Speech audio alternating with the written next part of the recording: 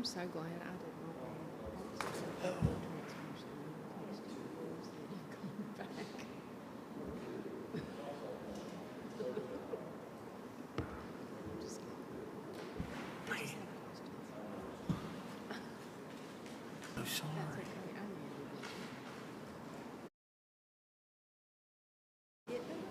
Okay, good morning. I'll call to order the May 3rd, 2021 regular meeting of the Haywood County Board of Commissioners.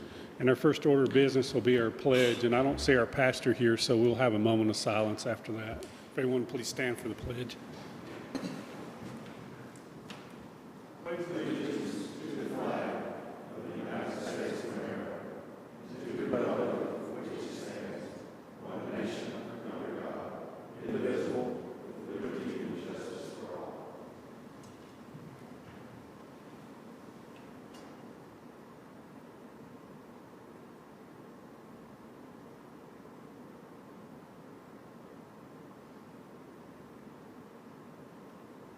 Thank you.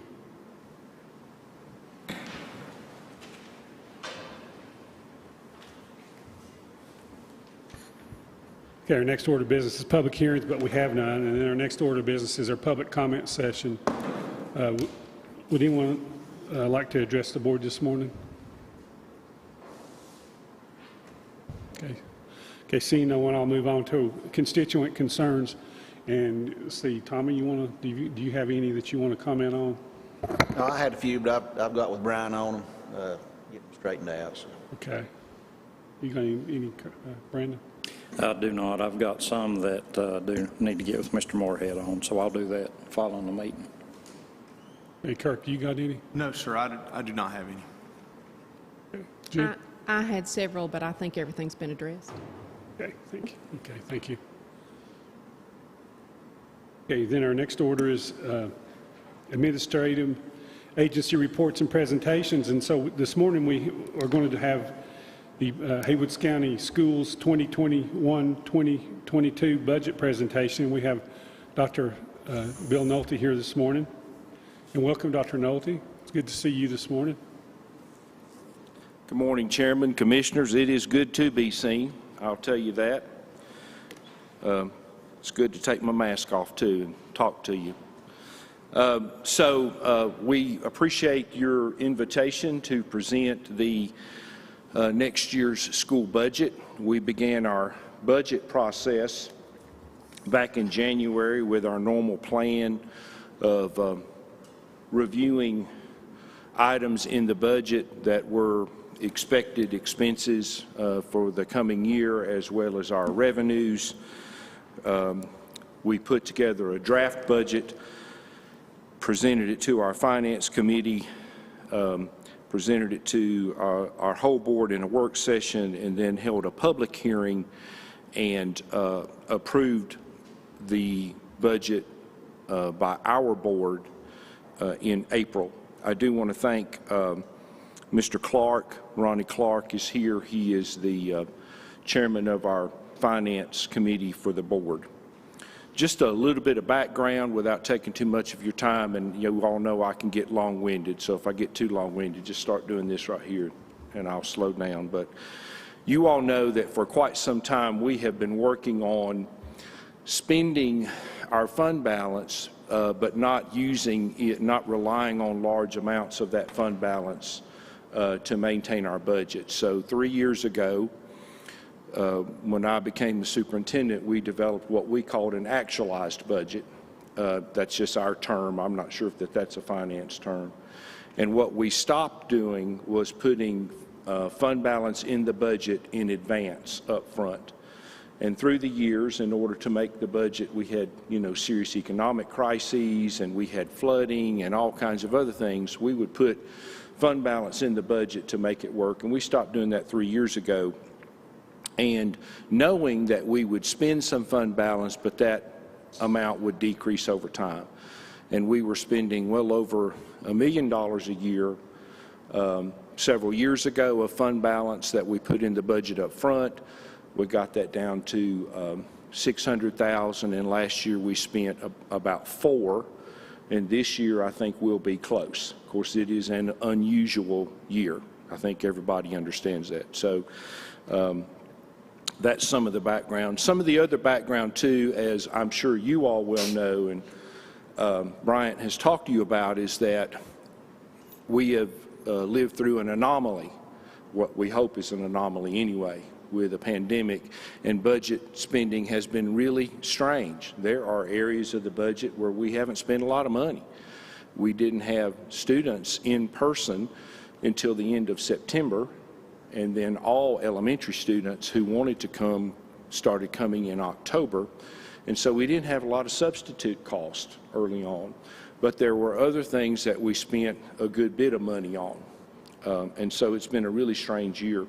Our philosophy in addressing this particular year with our board was to look at our budget assumptions and what we thought we needed to keep the lights on and pay our people, and then take our anticipated revenues and make that work in an actualized budget, knowing that we might need to spend some fund balance on the back end side, but not putting it in up front. So what that looks like is a smaller budget. You'll see why in a minute. That's mainly associated with fewer students, which is common across the country during the pandemic. We put funds where we thought we needed them to cover personnel and other utility and costs to keep us open. And then we cut many of the other line items about 3.5%. So that's what that looks like.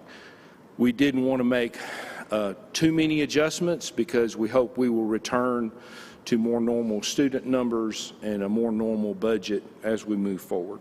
So that's the general introduction. Any questions about that, and I'll roll through the budget message and the line items. Okay, when we get to the individual line items, Bob Phillips is here. He is a former finance director for Haywood County Schools. He has been invaluable this year with Leanna Moody being out with her severe illness. We do communicate with her and talk to her and hope that she will be back sometime in the summer or early fall, and we're looking forward to that, but we could not have done this without Bob, and certainly Bryant and his staff has been really helpful this year because we did not have our normal full-time finance person. After we present current expense, Dr. Trevor Putnam will come up and do capital, and Allison Francis will come up and do child nutrition. So just looking at the budget message, the first, I won't read all of this to you, we'll be here all day, but the first budget message, the first paragraph is about the purpose really of the budget. The first purpose is to recruit and maintain our people. We think they are our most valuable resource. The second thing is to limit expansion items, and we have really tried to do that in this particular budget, and then to adjust as appropriate to the impact of COVID-19. If you go down under, you can see the numbers of the codes there in the middle. If you go down toward the bottom and look at local current expense, you can see the fairly extensive benefit costs that we're required to pay at the bottom of the next to the last paragraph. 7.65 employer matching, 21%, 21.68% in retirement, $6,326 per employee for matching hospitalization. So you pay a load of money. These are all set by the state before you hire one person. And then if you look at the bottom paragraph on that first page, I'll go faster later, I promise, okay, because I know you have other things on your agenda. The anticipated per pupil appropriation is $2,291.33 as per our funding formula. We do appreciate that. That was an increase of 2.75% you all did a couple years ago. And our number is of students that we anticipate is 6,765. We were right at 7,000 before the pandemic, and so you can see that has decreased the overall number. We do think that is fair because those are students that we are serving, and we hope that will rebound after the pandemic. Any questions about that first page? Okay. At the top of the second page, you see the local county appropriation of $16,526,174. That's the actual student appropriation for in-person students that we have, the students at charter, brick and mortar charters, not just locally but across the region, and some virtual students, and that's the 6,700 students we mentioned times the 2291.33. There are some other revenues that we use after we get them, but they're much less reliable. And Bryant and I have talked about these, and we felt like these were good numbers for us to look at, not necessarily a direct appropriation from you. Of 41.5 in ABC revenues, that could be as low as 20. We just don't know, you know. We won't spend it until we get it. And then fines and forfeitures, we anticipate that to be down, and we took it down a little bit, 375,000. You know, the courts have been closed off and on during the pandemic, so we don't know what that number will be like.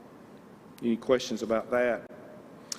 And then if you look at the next very large paragraph, local restricted funds, those are funds that we typically call Fund 8. They come in for one purpose and one purpose only, and that's all that we can spend it on. It's a grant, typically, or an allotment from an individual or a charitable organization or whomever. That's about $3 million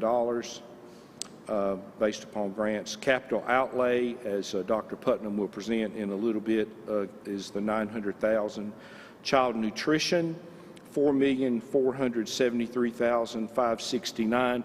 That is a separate budget. That's hard to remember, especially I think for people who don't work on these budgets every year. We have a small match of between 60 and 70,000, but that is a budget that Allison will present to you a little bit later, and it's based upon sales and other supports outside of the local current expense budget. And then we have $7,615,293 in all of the federal titles, and it takes a long time to go through those. Most people are familiar with Title I, which is remediation and enhancement for students who are behind. Title II's for employee training and so forth and so on. Any questions about the general big picture budget? All right, great. Thank you. So Bob is my backup here. When we presented this to our board and in our public hearing, we took turns running through these. So I'm just going to run through them. And if you ask me about one and I don't know the answer, Bob will come to my rescue. You can just maybe come right here and be ready. So in the local budget, and again, we do have state and federal funds that cover a lot of these things. 001 at the top, that's classroom teachers. We think that's around 29.5, some lead teachers, and summer months of employment for head football coaches and band directors. 002 is central office support. We have an assistant superintendent salary in there, a lot of money in public utilities, postage, dues, liability insurance, property insurance. You see the list there. 003, just stop me, okay, if you want to stop me. 003 is non-instructional support. Labor in here, 29 clerical, substitute funds, 80% of our transportation director, finance, HR, ITC. 005 is school building administration. These are some assistant principal salaries and benefit costs, some travel reimbursement, supplies and materials and equipment. 007, instructional support in the local budget, social workers, library media guidance, our school nursing contract with public health and human services is in there. 009 is non-contributory employee benefits. This is when we have someone retire and we have to pay out longevity and annual leave, and they happen to be locally paid. Career technical program support, that's the old vocational CTE, is 014. School technology support is 015. That is replacing 20% of student devices every year, and over a 5-year period, you get them all replaced, and you're not replacing them all at once. We put that in a couple years ago, you all will remember. 027, teacher assistants. 032 is special education support. That's $126,000, mainly for supplies and materials for that important program. We have some money in there, 034, academically gifted. We have the charter school pass-through money that you all provide to us in 036. Some funding in there for a teacher for English language learner at 054. Transportation of students, this is local supplies and materials, labor, and parts. We have to pay for vehicles that are not state-owned. If they're locally owned or driver's ed or whatever, we have some local funds to take care of that. 061 is a code that every principal knows. That's local funds for instructional supplies and materials. At-risk students, supplies and materials, a small amount. Middle school remediation for students who are behind in middle school, 072. 301 is our match for our ROTC, junior ROTC programs. The military does provide us funding for some of those instructors, but not all of it. And then ineligible local transportation, that's for, again, working on or paying for vehicles that are not state yellow school buses. 800 is safe schools. That's like security guards and other contracted services, particularly at our high schools. You can see our athletic coaching supplement line in 802. That's about 100 programs, varsity and junior varsity, across 5 schools. Band and cultural arts, those are supplemental supplies and materials for band, big band instruments, and things like that, plus some stipend for summer work. High school remediation is 804 for those students who are behind. 805 is system instructional support. That's out-of-county travel a little bit, supplies and materials and equipment. And 806 is computer system support. That's our IT department. 807 is curriculum development. You can see there's a small amount there, under $12,000 this year, for workshops, travel, and materials that we might use to develop in curriculum areas. In-school suspension, workers and benefit cost in 809. 813 is the employee supplement. That's a well-spent $2.7 million. We have really reduced the number of people who are leaving us to go to other places.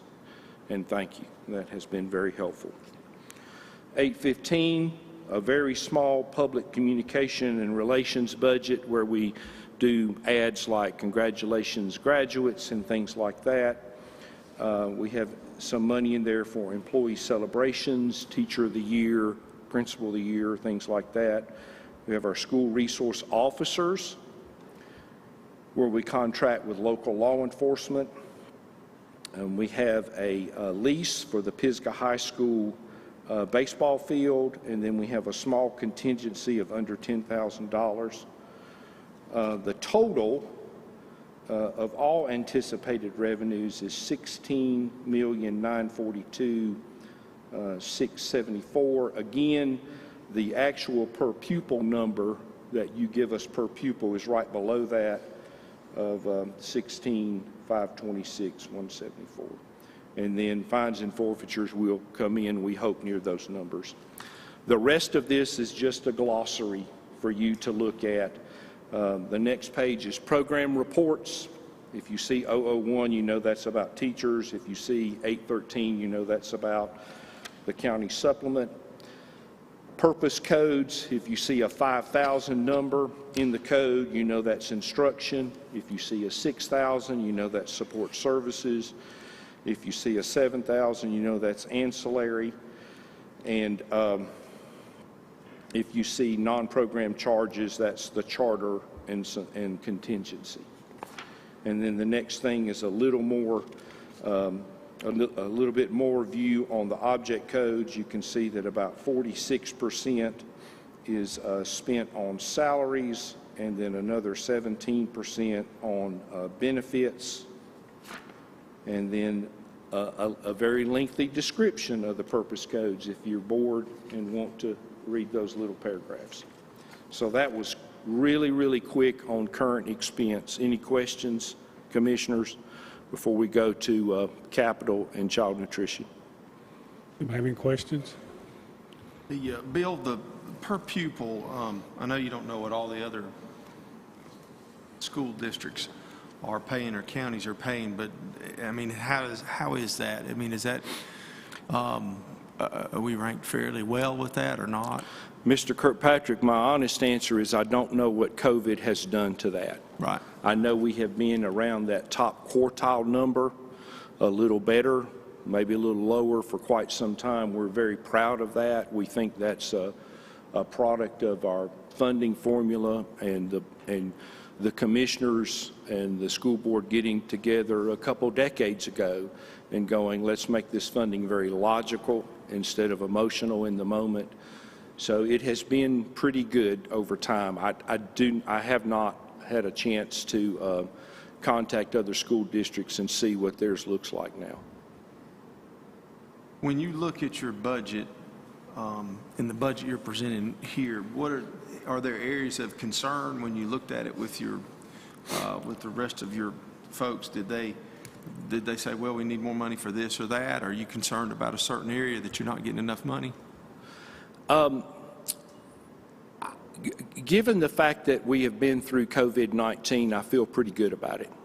Our leadership of directors and principals were very reasonable in the budget request that they made. We made very small adjustments. We're going to move the accountability person into the curriculum office rather than the technology department. We're going to put a teacher type position to do training on software because we think a lot of the digital learning is not going away. Hopefully it won't be required, but we'll have the capacity to do that. We've made a pretty small adjustment for overall in the budget for lead teachers at a school with 1,000 students as compared to a school with 200 students. We didn't have a lot of requests that were big that we could not fund. And I think our people are just, you know, they're smart people and they understand. Fewer students did not come to school. I think to answer your question a little bit more directly, my big concern is will our numbers return?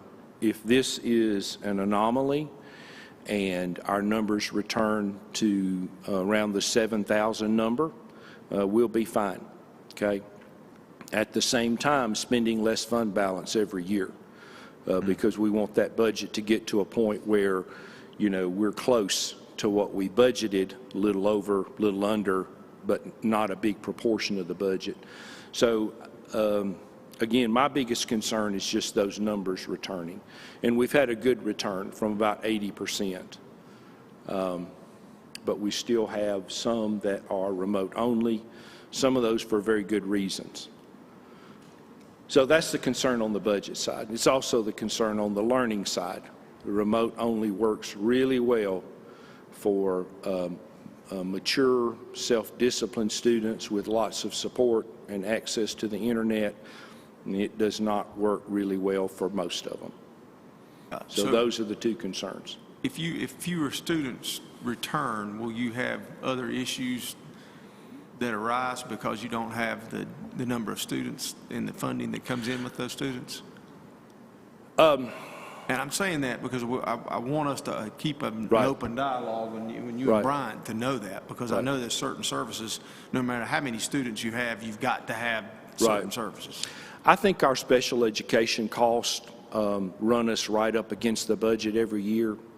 We serve more students than we actually get funded for from the state or federal folks. We think it's worth it for those students. They do qualify. And I appreciate the open dialogue that we've had. I've heard Chairman Francis and other board members talk about a time where we can get back together with your Board of Commissioners and the Board of Education, and we can talk about things. And I promise you, if there's an emergency, we'll come and talk to you. And I'm not trying to downplay anything, but part of our responsibility is to manage a budget in situations like this. And I think we're good right now. We'll take more if you all want to give it to us, but I think we'll get through it right now. The, you know, several years ago, we talked about teacher retention, and we're having some troubles with that. And I know that you provided that supplement, but is it still competitive, and how many teachers are leaving, you know, for those last 4 years so they can obtain a higher retirement? No, I'd have to get Jason Hines to give us that number, and I'll get him to send it to you, to Bryant, and he can maybe send it to you. That number is down. Okay. Very significantly with the supplement increases. It's also down on the support services side. And I think part of that is just a little more money. We don't have a local supplement that touches Asheville or Buncombe or Henderson, but there is a quality of life here that most of us think is better than it would be if we lived over there. And in terms of people who live to go to non-educational jobs, there is still a benefit in working, because if you work long enough, you will have some retirement benefits that are pretty nice from the state. I'll get Jason to send those numbers. They're down. They're good. Good. Much thank better. you. Yes, sir. Dr. Nolte, I was, you know, we're looking at building a new jail, and one of the things they said we could do possibly, I was, Dr. Walls, who is a pediatrician in Haywood County for years and years, had recommended we have maybe more either, I guess, social workers or some type of guidance counselors in the middle schools. And I was just curious, how many do we have for the middle schools, and what do you think of that idea? And the main thing is, you know, the middle school years are very formative, and a lot of things are changing about then, and that seems to be when kids need help, and if they don't get it, then they go down the wrong path, if you will. Yeah. I wish I had the big bulletin board in Brandy Stevens' office in front of me, and I could tell you the number of guidance counselors and social workers that can actually bill for services, because mental health, third-party mental health support is not as good as it has been in the past. That is not being critical of the individual agencies, but their rules have changed, and COVID has seriously impacted them. I will tell you that with federal COVID money, and I'm getting a little ahead of my board, I'm supposed to share this with them on Thursday. So, Mr. Clark, you get a preview here because the commissioners have asked me a question. We do plan to take some of the additional ESSER education money, which is COVID money, and add some support services, social workers who can provide therapeutic services and so forth and so on. The trick will be, and we will be very careful, is maintaining that when that funding goes away in 23-24. And so we will be very careful. We think we'll be able to maintain some of that, because some of those people can literally bill like a visiting therapist billed, and we may be able to provide some of those salaries. And where possible, we're trying to put some of those positions in state positions that we think will be ongoing, or in federal grants that we think will be ongoing. We're planning to put one in a federal Title IV grant, not connected to the local current expense budget, but one of those positions. So I don't have the exact numbers. The ratios are good for counselor to student, around 300 or so per student in most places. If you think about our big high schools and the number of students there, those are pretty good ratios. Not that we can't always have more counselors. The ratios that we need to work on are social worker ratios and therapeutic people who are actually licensed to provide therapy. And some of our counselors can do that, and some of our social workers can do that. So those are the areas where we will add with the COVID money. And then we may need to talk to you in a couple years about maintaining those. We plan to not build anything that we can't maintain within reason to begin with. So I appreciate y'all addressing that and being forward-looking. You know, when you put these things in process, you're looking at a 10-year, you know, you're looking at a while before you see the return in these. So I appreciate y'all being forward-looking on that. Right, and I don't want to get ahead of my board, but I think the whole community will see a few changes next school year that will be different, but in the long run will be good. We do, and again, I don't want to get ahead of my board and tell you about something they have not considered or approved, but we do plan to reorganize some of those support services. Okay. Dr. Nody, I got one question. Seems to me like there needs to be more of a focus on our trade part of our education, and I didn't know if we're doing anything any differently, or if there's any focus on that. If you don't mind, just to speak to that a little bit. This seems like it's been a growing need over the years. So. Yeah, we have more than most people know about, and I know you know about them, but we have worked with the college, and they are providing some additional offerings this year. And I met with them the other day, and I can't remember, but I think there are 3 new offerings that they're providing. Have they presented yet to you all? They did. Okay. A few weeks ago. Wish you'd ask them. I can get you that too. They're providing 3 new skilled labor offerings through our schools. You remember those? The vocational offerings. I really need Jill to answer that question. No, there's 3 new ones. I'll get those to you. Okay. Thank you. Dr. Nolte, sorry. Ms. Best. So I am friends, obviously, with a lot of parents, and COVID has been, you know, direct impact on the mental health and the education of children, and has been of great concern. And I'm afraid that we're not going to see all of the effects of that until for maybe some time. We're all looking back to get back to normal. Are our schools poised to identify and address those emotional issues, as well as I can imagine there would be some decline in education? I mean, I would not want to be responsible for teaching a 4th grader math. Yeah, well, let me tell you what we've done. Addressing, and I say this all the time, the principals probably get sick of hearing it, but I say this all the time, addressing and helping someone who has a social emotional issue is very different than teaching them algebra or biology or math 1. It's a completely different arena. It's not a logical, cognitive thing that is to be learned. It's an emotional situation that requires a lot of specialized help. One of the things that we have already done is we have hired 2 additional licensed clinical social workers, which means that those people can provide therapeutic services just like a local mental health agency would provide that service. They can provide that service. They are licensed to do that. And in some instances, they can actually bill for reimbursement, and we would hope that that would support that salary that we have added.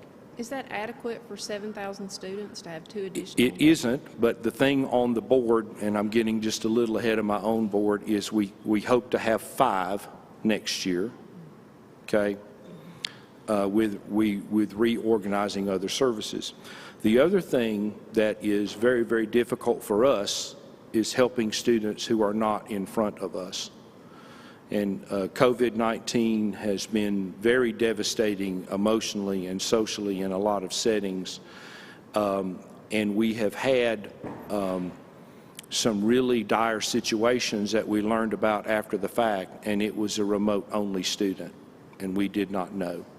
So I would encourage people who are comfortable to please come back and then our counselors and social workers and school nurses and other people can maybe see the problem and offer some assistance to the family.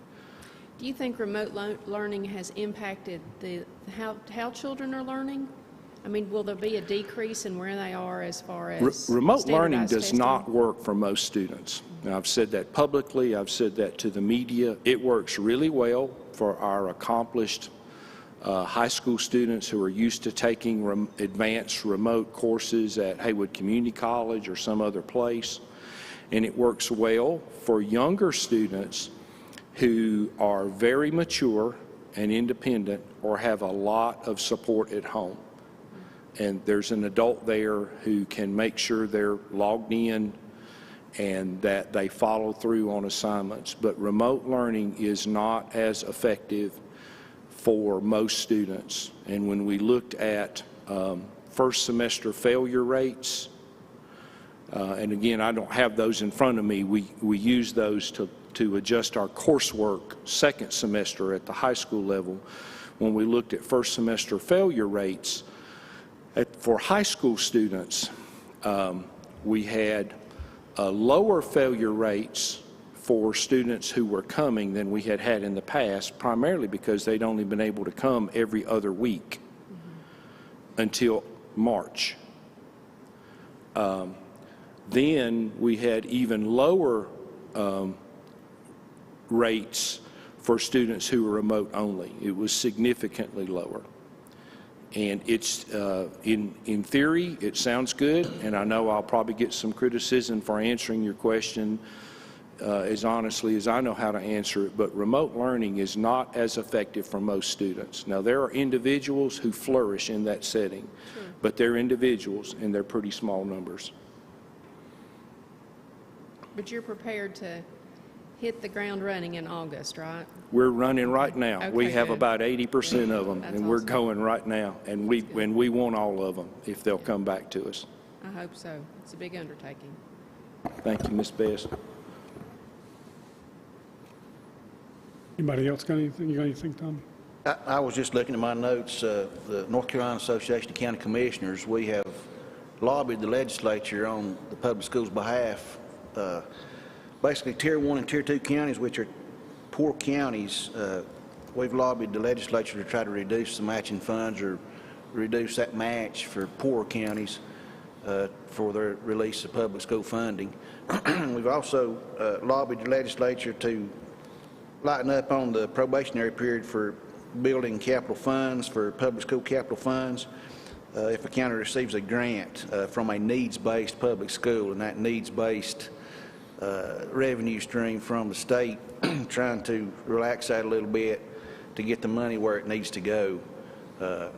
You know, naturally, if there's a need, you don't need to be waiting on the funding to be released for 5 years. And there's a hang-up right now in the legislature for that stipulates that. I don't know if you're aware of that, but that's some of the goals that we put forth to the legislature in our last meeting. So, you know, public school system, y'all doing a good job, and you know, we need to come alongside and facilitate that. But you know, what I see is, you know, with charter schools and other schools, the competition there, you know, competition's good in a lot of areas, and so we support higher education certainly, and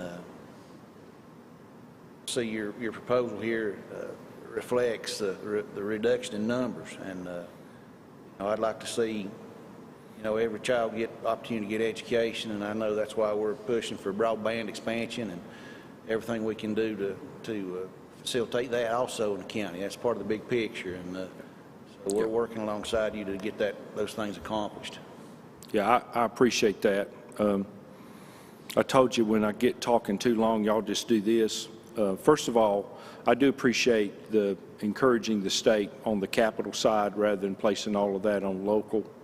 We do really hope that Central Elementary School will be a school again. We have a lot of development in greater Waynesville, and so when we get to that point in time, of course, you don't build it until you really see the students there, because you want to be a good steward of taxpayer monies. And broadband is an issue. You know, I do not have high-speed, I have not had my whole life high-speed broadband where I live. And I lived out in the Crabtree community, and now I live on Balsam. And it's really frustrating. I mean, I can look about 1,200 feet and see a house that has high-speed broadband connected. And I'm sorry, I probably shouldn't be saying this about the budget, but you made a statement along those lines. I called the provider, and they wanted $18,000 to put high-speed, and I've got a whoop-de-doo super Wi-Fi unit that I bought out of Texas that connects to a tower, and it's not the same. So I really hope we can get some real broadband expansion into places where it doesn't exist. And I do hope that you all, as county commissioners, can get some help with capital beyond the lottery that has been used for other purposes. Anybody have any other questions for Dr. Nolte? I do have one more, okay, if you don't mind. I'd asked Dr. White a few weeks ago about staffing, and if you've got a good pool of teachers, or how your staffing looks at this time, and any concerns there? Yeah, the pool of teachers is down across the country. You know, there are people who retired because of COVID, and they probably had really good reasons. You know, they may have been in a high-risk pool. They were at that point in their career. Right now, we are staffed pretty well, but we're, you know, several hundred students smaller than we would like to be. The hard to hire areas are the same as they have always been. Math, special ed, science. And I think we're in a situation where over time we will need access to more teachers. We do everything that we can to train people to do it our way because we do it pretty well. You know, we're not the best. We train our teachers. We train our teachers who want to be administrators with a prospective administrator academy. We do training with our assistant principals so that they can be principals. Once we get them in the door, we feel pretty good about our pool. But there is certainly a teacher shortage right now across the state and locally. And we would love for there to be more available applicants. I've started having some conference calls periodically with Chancellor Kelly Brown over at Western, and they're trying some things to help us, but that is a concern for the future, having enough applicants. And we would like applicants, you know, we don't want to leave people out, but we would like applicants who would feel really comfortable in our mountains and want to live here. And nothing against folks who live in big cities. I lived and worked in Charlotte and loved it down there at the university. But if you're going to make a career of it, it's nice if this is a comfort zone for you. Any other questions for Dr. Nolte? Okay, thank you. Thank you, Mr. Chairman. Dr. Putnam, I think it's you. And thank you, Bob. I'm glad they didn't call on you. Yeah, appreciate Mr. Phillips filling in for your finance director.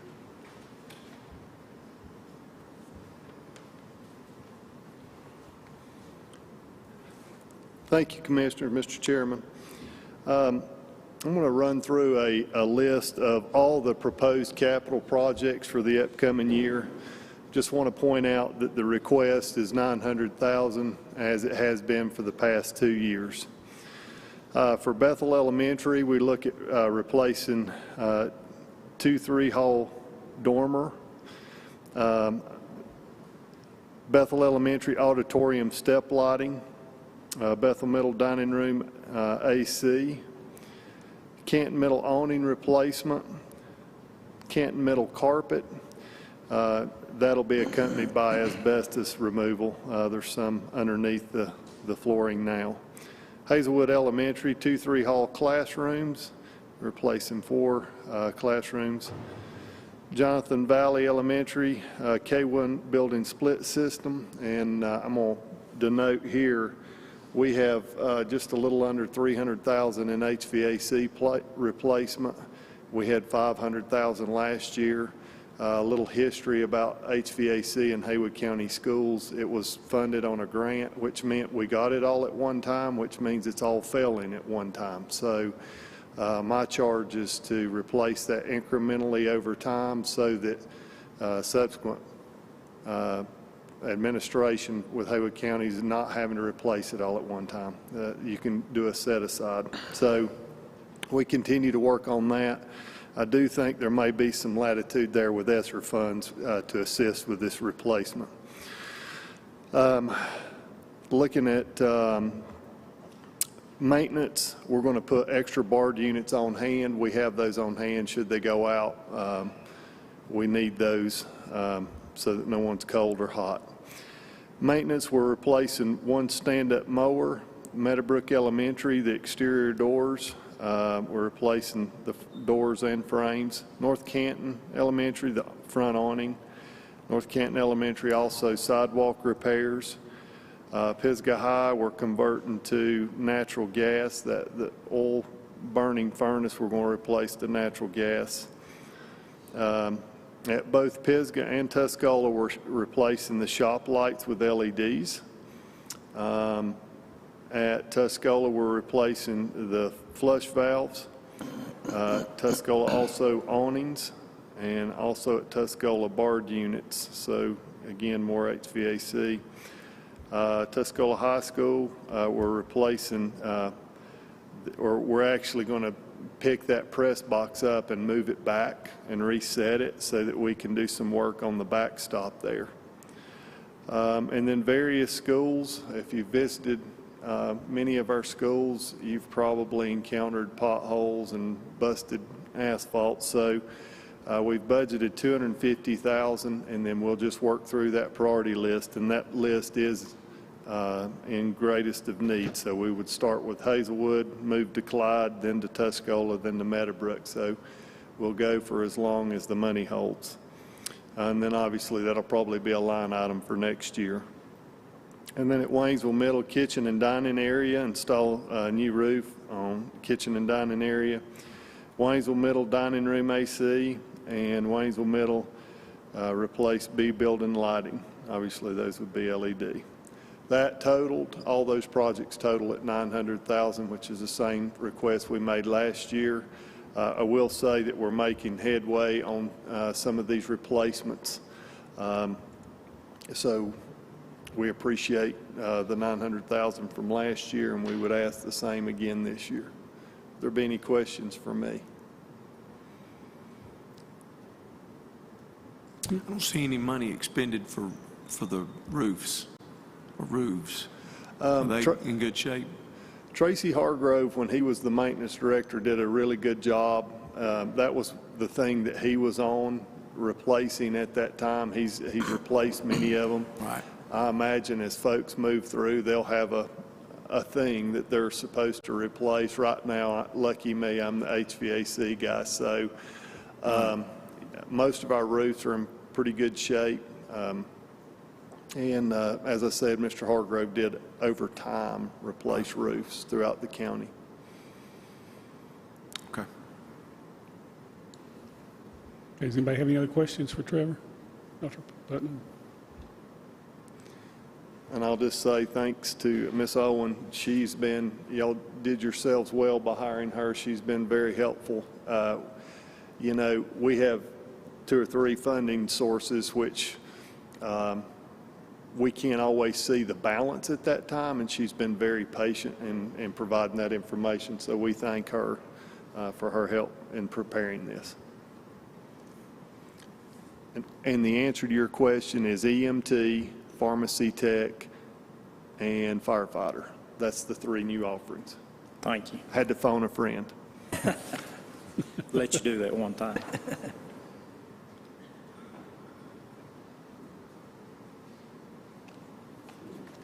Good morning. Mr. Commissioner, Commissioners, I'm Allison Francis, the School Nutrition Director, and our school nutrition budget for 2021. The Child Nutrition Program operates independently of other programs in the school system. Revenues include cash from meals and supplemental sale items sold, USDA cash reimbursements, and USDA donated commodities. Our budget for the 21-22 school year shows an increase of 6%. The proposed budget projects the following: expenses, $4,473,569, with revenues expected to match that. Of that amount, labor and benefits is 57%, food and supplies is 37%, and overhead costs is 6%. Since this budget came out, we have received some great news. Currently, we're participating in the summer feeding program, which has been able to provide free meals to all children 18 and under. That started shortly after the pandemic began. And through that, we've not only been feeding our school children, but we've been able to feed other children in the community, not just during the week, but on weekends as well. That will run through the end of this summer. And we received news last week that we will be able to continue to feed students for free for the 21-22 school year. So there will not be any charge to parents, and all children will be able to receive free breakfast and lunch at school at no charge, and there won't be any application process or anything for that. So in addition to that, they're going to reimburse us at a higher rate. The summer feeding program is a higher rate than the National School Lunch Program, so they're going to let us continue at those higher reimbursement rates for the 21-22 school year to hopefully help everybody get back on their feet. So we're excited that for that change, and we hope that that will set a precedence, and USDA will see that they can afford to continue that and feed students free from now on, just like every other benefit they get, transportation, textbooks, part of their public education. That's something I hope that we see in the future. As of this morning, I checked, since March 16th of last year, we have served 1.65 million meals countywide, and that is probably almost twice as much as we normally do in a school year. So it's been a huge undertaking, and I've got a wonderful staff that I want to publicly show appreciation for, and they have just worked very hard and worked tirelessly to make sure we could keep all the children fed. Okay. Are there any questions I can answer? I did want to tell you that we appreciate y'all's effort to get the meals out to the young folks out there, during the pandemic. That was great. Yeah, thank you. Not only would that have been hard to do, but especially during the pandemic. So thank you to you and your staff for doing that. That's I think you said twice the meals that we normally do. So that's quite a bit. So thank you. Thank you. Anybody have any questions for Ms. Allison? Okay. Thank you. Okay, thank you.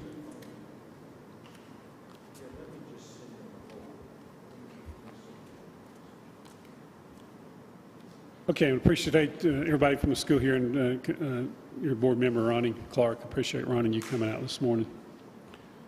Okay, our next item under agency reports will be fiscal year 2021-2022 budget update with our county manager, Bryant Moorhead.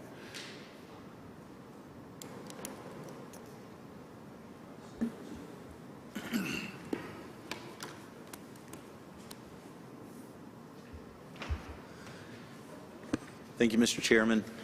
Commissioners, I'll just jump right in here. This is not the recommended budget. I'll present that 2 weeks from today, but I may refer to this as recommended just for ease. So we have a lot of game left and a lot of moving parts.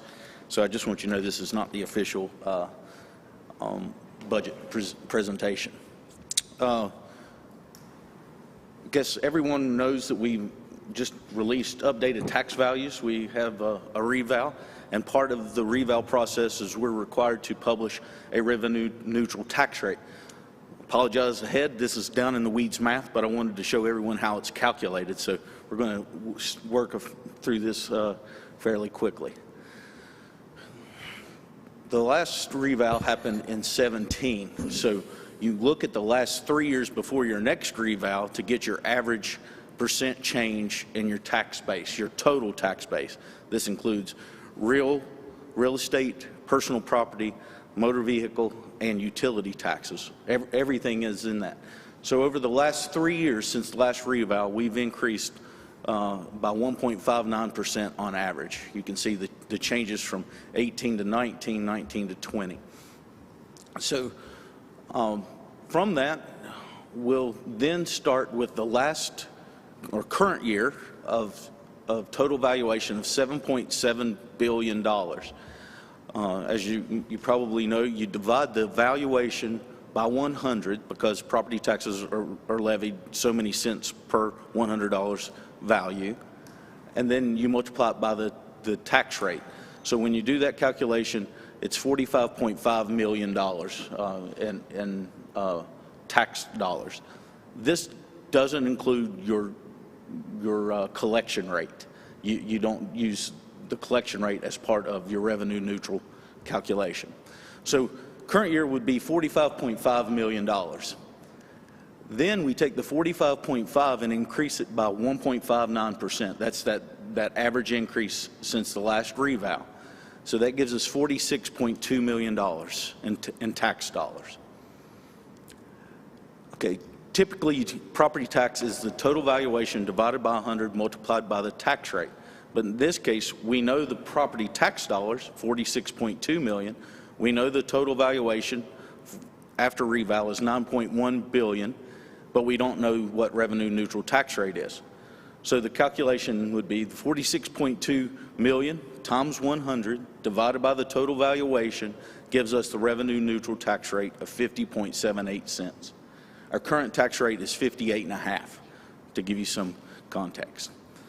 Any question on the calculation or how we got there? Okay.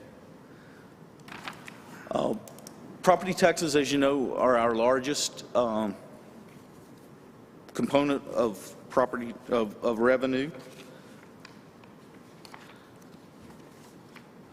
In this category, we have real estate, personal property, and utility taxes. Current year, FY21, you may remember we lowered our collection rate down to the lowest level it had been during the recession. I think that was 96.35. Greg's folks have done a fantastic job, so we're able to increase that for next year just a little bit, actually a lot, by about 1%. So that helps move us in the right direction on that revenue stream. Vehicle taxes, you can see a drop of about $522,000. Keep in mind, vehicles usually depreciate in value every year. And when we cut that rate, this is at the revenue neutral rate. When we budget this at that rate, we lose about $522,000 in vehicle taxes at revenue neutral. Sales taxes is our next major component. You can see current year is the top line. We're year to date 15.7% over last year's collections, or current years, I'm sorry. The sales tax we expected, I don't know if you can see kind of that drop in April.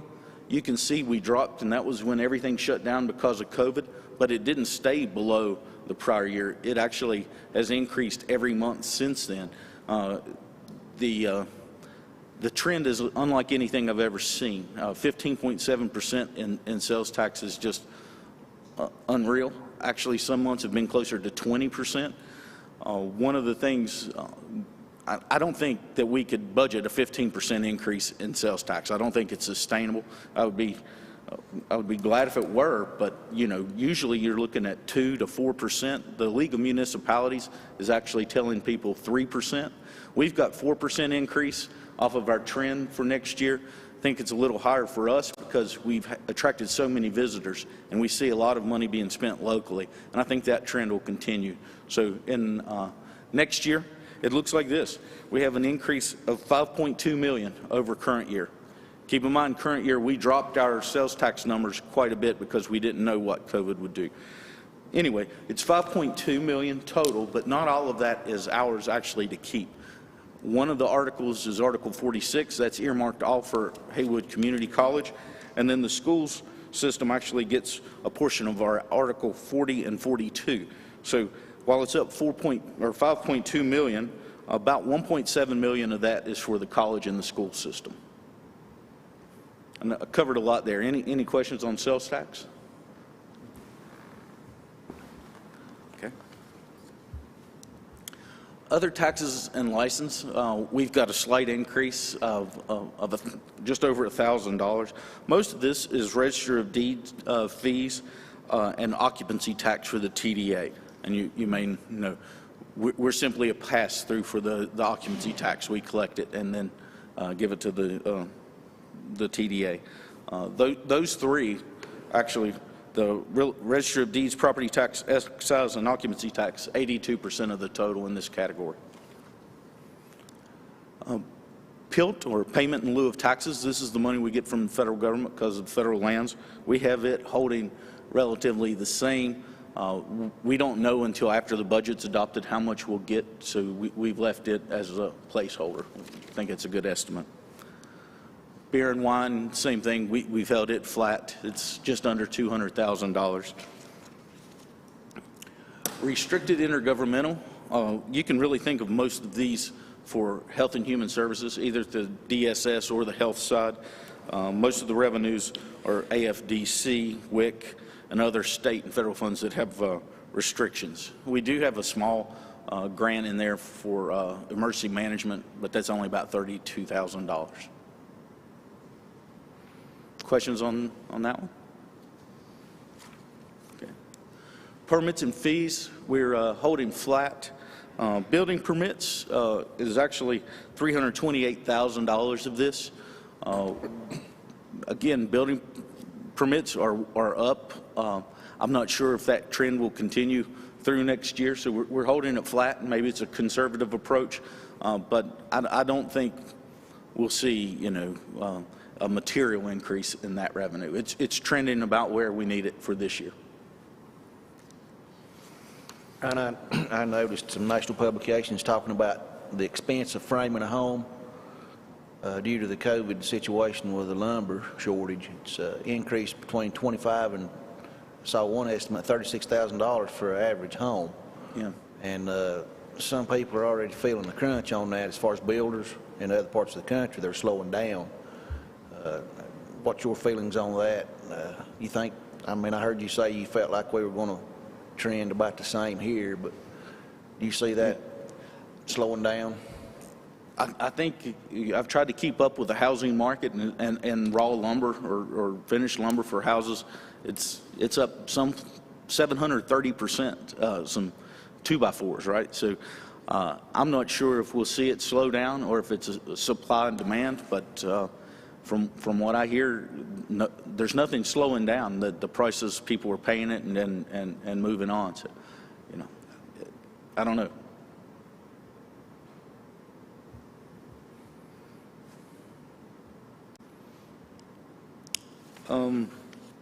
Sales and services, it's about $4.8 million. The majority of this is through ambulance fees. We also have some smaller revenue for dental clinic, even copier fees, rents of buildings, those kinds of things. But by and large, it's our EMS revenue. It's been down since last March, but Travis and I talk regularly, and it is trending up. We're almost back up to the same number of calls per month that we were pre-COVID. And before COVID, we were averaging 10% increase a year. So EMS services are back where they had been. Another negative is investment earnings. Interest rates are just way down. So the money that we earn when we have money in the bank, our investments aren't like we can go out and buy index funds and things like that.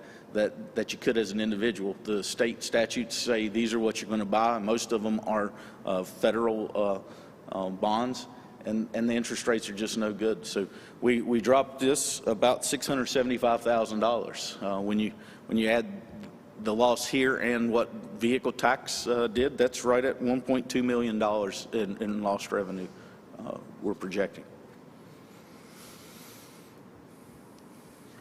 Miscellaneous revenue, we have a small decrease, basically because current year we knew we were receiving a grant through the Haywood Health Foundation. We've applied for some grants, but we don't have award letters just yet, so the funding isn't in there. If we know we're going to receive a grant, we'll budget those or have to amend it if the grants come through. Any questions on revenue before I start talking about expenditure side?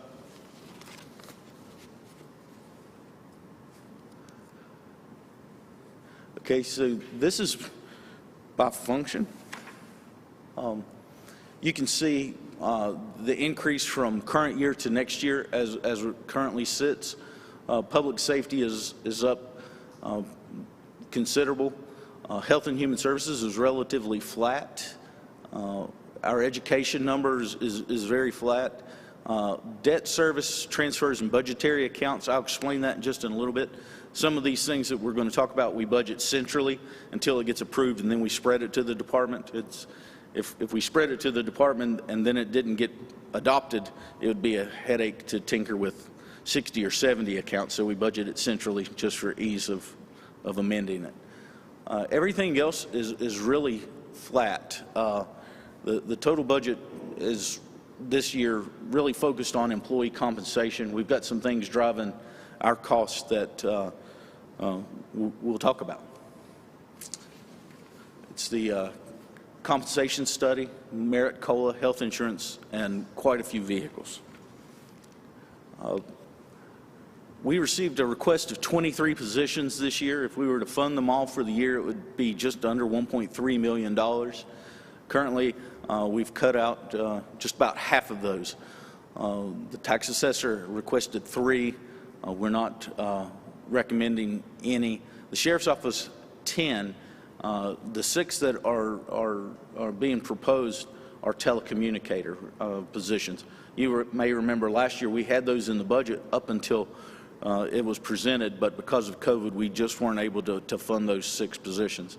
Talked with the sheriff and Shanda quite a bit about being able to answer the phone in a timely fashion.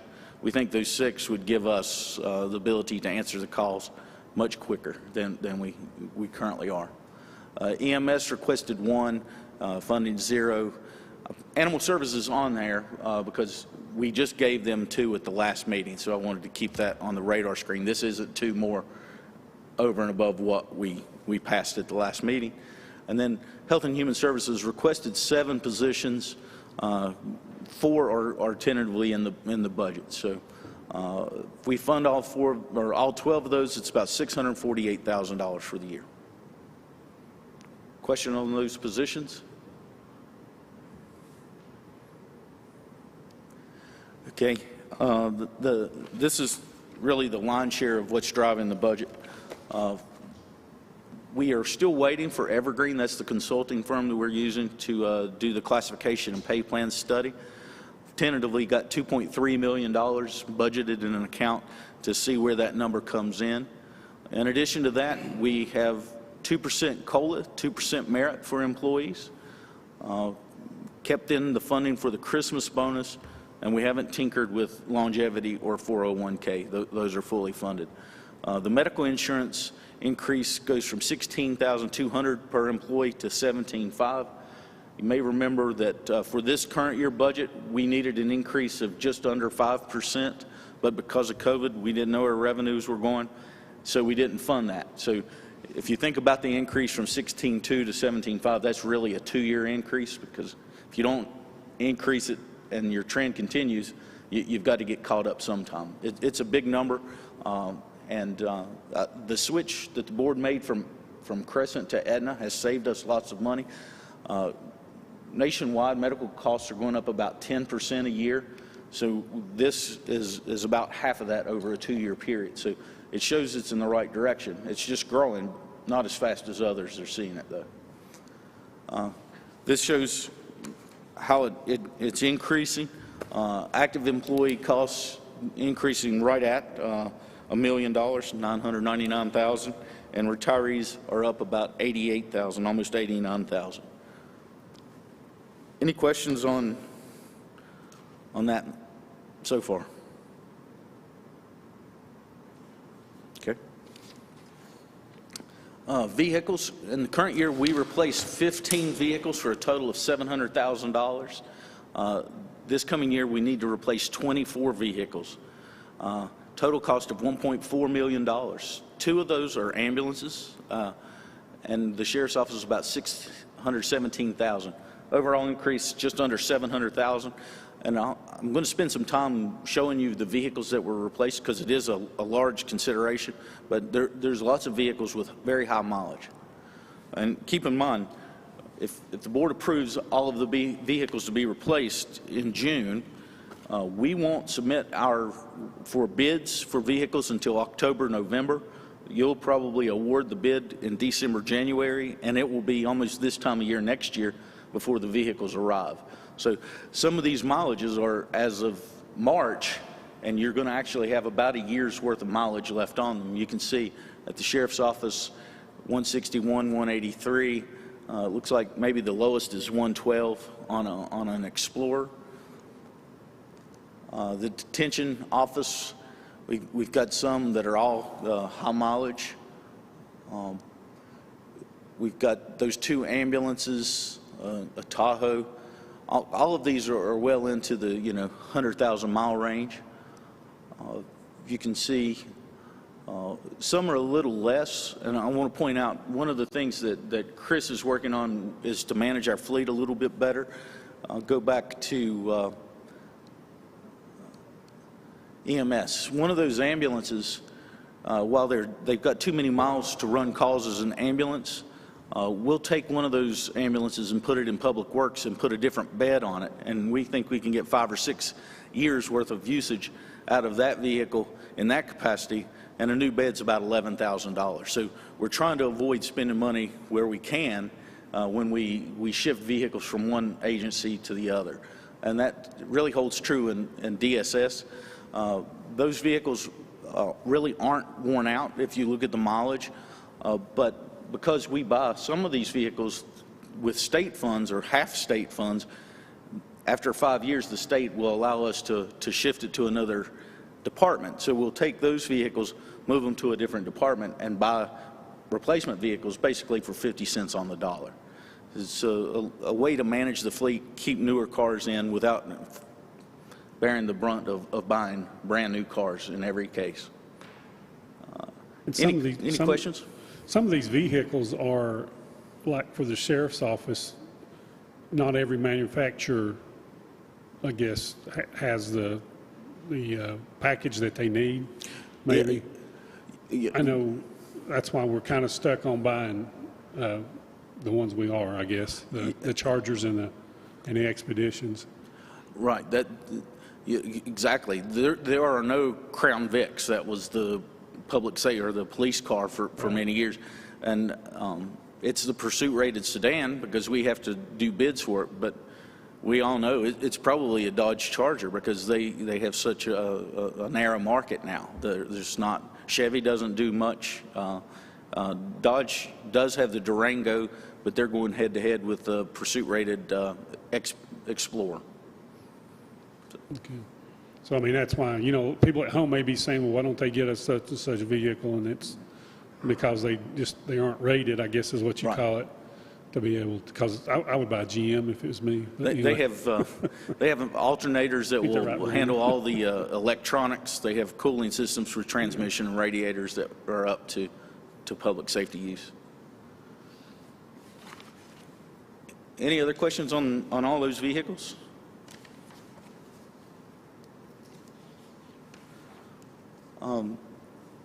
The other big ticket items are the funding of the college and the school system. We have $3.1 million in for operating, $350 for capital, and $1.6 million for debt. That $1.6 million for the college does include the nurses building, or I think they're calling it Health and Human Services building. And we do have revenue budgeted from Haywood Health Foundation of $411,000 to offset those costs.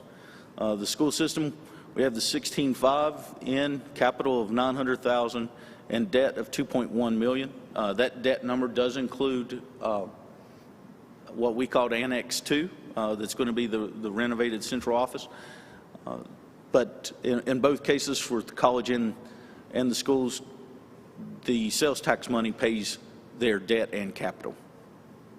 And because it's up so much, they actually have a little bit more that will be reverting into their fund balance next year, or as planned. Next steps, I meet with all of you all individually starting tomorrow and Wednesday. I'll be back here on May 17th to present a recommended budget. June 1st, I believe, is Tuesday for our public hearing on the budget. It would be Monday, but that is actually a holiday, Memorial Day. June 7th, you can consider budget adoption, and we could always fall back to June 21st if budget doesn't get passed on the 7th. Be glad to have any questions, comments, direction. Brian, do you know when the pay study is going to be complete? I was hoping that it would be this week. Okay. I know there's some areas of concern I have there, but I know I'm meeting with you tomorrow, so we can discuss it then. So we've the firm that we have used, they've done a great job. Of course, they rely on asking other counties and other towns for their data, and it's a tough time of year to get them to respond back. So they're working with our peers, if you will, to get that information to us. Any other questions for Bryant? I guess you'll have them when we meet with him this week.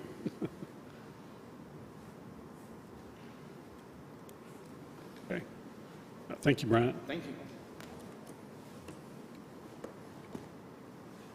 Our next order of business is a discussion or adjustment of the agenda. I do not have any. Does anyone else have that this morning? Okay. We'll move on to the consent agenda. There are 3 items. Does any commissioner have any questions on any of the items in the consent agenda this morning?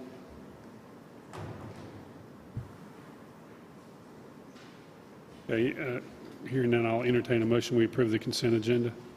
I'm making a motion we approve the consent agenda as presented. Second. Okay, any discussion at all? Okay, all those in favor indicate by saying aye. Aye. Anyone opposed? Okay, that's unanimous. Our next order of business is a regular agenda, and we only have one item, is to request approval of a resolution in support of House Bill 405, which is a division of District Court, Judicial District 30 into Districts 30A and 30B. And I know I've had calls, and I had put Kirk on here to maybe present, because you probably know more about that than anybody, Kirk. All right. If you want to comment. Yeah, thank you, Kevin. So basically, this is an item that has been discussed probably since I've been practicing law. Frank could probably back me up on that there's been a discussion in regards to splitting District 30, or at least the district court part of District 30. District 30 is the largest judicial district in the state of North Carolina, that is geographically wise, and it covers 7 counties. And what this bill would do would split the district into 2 separate judicial districts, and would create a judicial district with Jackson, Swain, and Haywood County in one district, and then the remaining 4 counties, Cherokee, Clay, Graham, and Macon, in another district. And one of the reasons that there is support behind this is because it will add positions to the 2 districts. District 30A will have 3 district court judges. District 30B, which is our district, would have 5 judges. district court judges. Thus, right now, there's a total of 6 judges, and by splitting the district, we would add 2 district court judges. That would also provide an additional district court judicial assistant and 2 additional assistant district attorneys. And what this will do is help reduce the backload as well as the judges as far as having court more often. This will also help in criminal cases as well as social services cases. So there has been a bill presented, and this is a request that we pass a resolution in support of this House Bill 405 in order that it passes so we can add district court judges, have additional court, and process matters a lot quicker. Does anybody have any other comments on that this morning or questions? I know Judge Forga had called me early on when they were considering this and explained to me, and I know court is always way behind, especially with COVID, and not that we're doing this because of COVID, but it's just I think it would serve the citizens well if they have, if these court issues can be brought quicker to the courts, and it would reduce their backlog. So I'm highly in favor of it. Anybody else have any comments? Just the same here. I spoke with Ms. Forga as well, and she was in full support of it and explained it to me. I had some questions, and she explained them to me, so I'm good with it as well. Mr. Chairman, we also met with, I'm sorry. No, go ahead. Ms. Best and I also met with Judge Letts, and he was explaining to us that right now some of these folks, they have to sit in jail and wait for a pretrial hearing, sometimes for a greater amount of time, which also reflects back on our jail population. And so he indicated to us if we, if this were to come about, that our jail population might be affected positively as far as how many inmates we house per day. If we can get them before a judge for a pretrial hearing and get them on, on down the pipeline. And so he was telling us that, and that certainly is going to be a positive thing for us, considering where we are with the jail right now. And so also Ms. Forga called me also. I think she called a lot of people and shared her concerns, and she's fully supporting it. And I think was it Representative Mr. Clampett, State Representative, that he submitted this bill. So yes, I don't have a problem with it. As Tommy said, I spoke to Judge Letts and Judge Forga, and I also reached out to the DA's office. I thought it would be good to be able to see, the concerns from both sides. But I think after speaking to everybody, it definitely makes sense for our area, and those judges that are in this huge district sometimes are spending 4 and 5 hours a day on the road. So it would make sense that it would be a much more efficient system if we had additional judges to hear cases. Okay, good points. Any other discussion? Hearing none, I'll entertain a motion. We approve item 1 of the regular agenda. So moved. Is there a second? Second. Okay. All those in favor indicate by saying aye. Aye. Okay, it's unanimous. Okay, our next order of business is appointments, and we have 2. The first is to request approval of appointments of Anita Kirkpatrick to the nurse member position and Ann Gears to the psychologist member position on the Health and Human Services Agency Board. Brian, do you want to? Both are recommended by the HHSA Board. I know Commissioner Rogers sits on that if he'd like to say something. No, I know both these folks very well. Ann, of course, has served on it for quite some time and does a great job. And I will actually kick this back to Mr. Moorhead. He could tell us a little more about Anita Kirkpatrick, if you don't mind. He can probably explain it a little better than I can. Ms. Kirkpatrick actually sits on the board as an employee, as a public member of the board, and she's also on our Adult Care Home Advisory Committee. She is Associate Chairperson at AB Tech of the nursing program. I think she's been here in the county for 42 years, and public service is dear to her. Dr. Gears has lived here 20 years currently resides in Clyde, is a university professor of psychology, head of advisory council for Big Brothers Big Sisters of Haywood County, and is a consultant in pediatric hearing loss and cochlear implantation. Thank you. I think both these are well qualified and come to us today unanimously from the board. So, Okay. Okay, I'll entertain a motion. We approve item 1 of appointments. so moved. Second. Okay. Any discussion?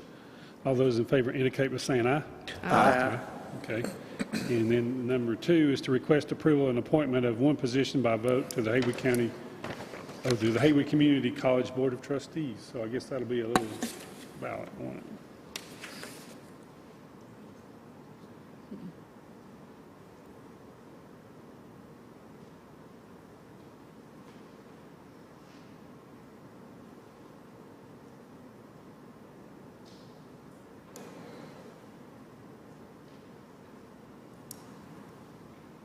Good morning, sir.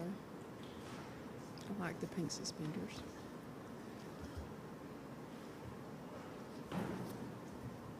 Thank you, Frank.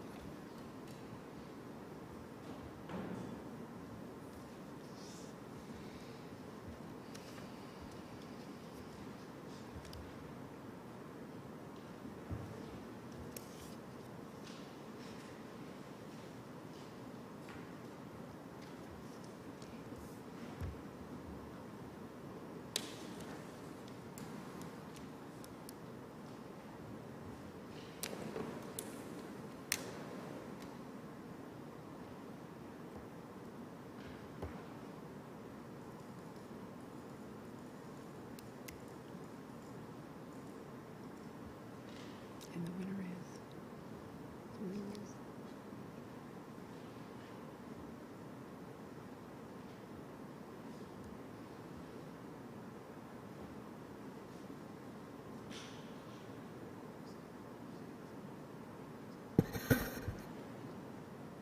Yeah, I got one too. Especially when you.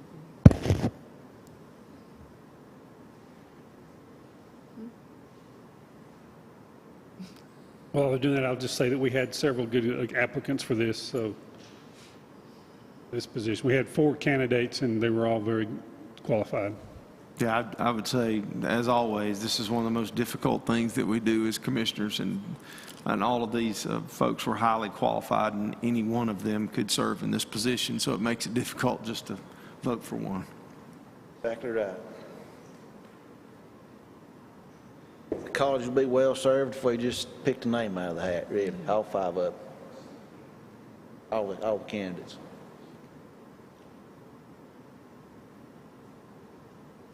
Mr. Chairman, by majority vote, H. Lee Davis, Jr. was elected to the Community College Board. All right, thank you. Thank you, everybody. See, do we need to have a vote? No, we already voted, right? Yeah, okay. Sorry. That's what we did. Okay, that's all we have for our business.